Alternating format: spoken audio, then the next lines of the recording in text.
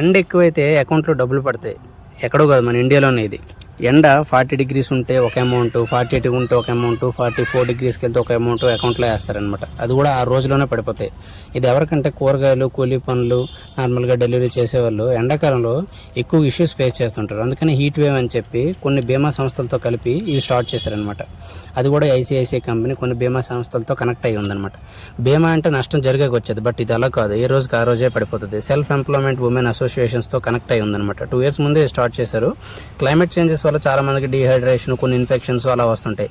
చాలా మంది లేడీస్ అయితే పర్సనల్గా గర్భధారణ రిలేటెడ్ ఇష్యూస్ కూడా ఫేస్ చేస్తున్నారంట. అందుకని మెయిన్గా లేడీస్ని టార్గెట్ చేసి రాజస్థాన్, గుజరాత్, మహారాష్ట్ర, కోల్కతా ఇలాంటి వాటిలో పైలట్ ప్రాజెక్ట్స్ అని పెట్టి 48,000 మంది మహిళలను సెలెక్ట్ చేసి ఎవరైతే కూలీ పనులకు వెళ్తారో, ఎండలో పనిచేస్తారో వాళ్ళకి బీమా డబ్బులు అని చెప్పి డైలీ వేస్తున్నారనమాట. అది కూడా ఫ్రీగా, ఎటువంటి ప్రీమియమ్స్ లేకుండా. ఒక విధంగా సేవ అనుకోవచ్చు, ఒక విధంగా ఏంటంటే పబ్లిసిటీ కూడా, బట్ సేవ ఎక్కువ.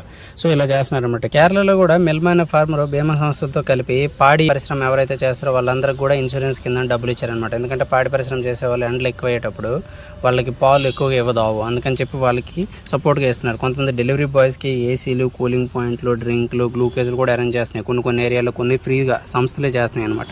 సో ఇవన్నీ మెయిన్గా లేడీస్కి, అది కూడా ఓన్లీ ఎండాకాలంలో మాత్రమే. సో బట్ ఏదైనా సేవ అనేది మంచిదే. సో చాలామందికి ఇలా ఉపయోగపడుతుంది కూడా కొన్ని రాష్ట్రాల్లో, కొన్ని ఏరియాల్లో. మన సైడ్ కూడా ఉంటే బాగుంది. ఆంధ్రాలో ఎండలు చితక్ కూడా వేస్తున్నాయి అసలే.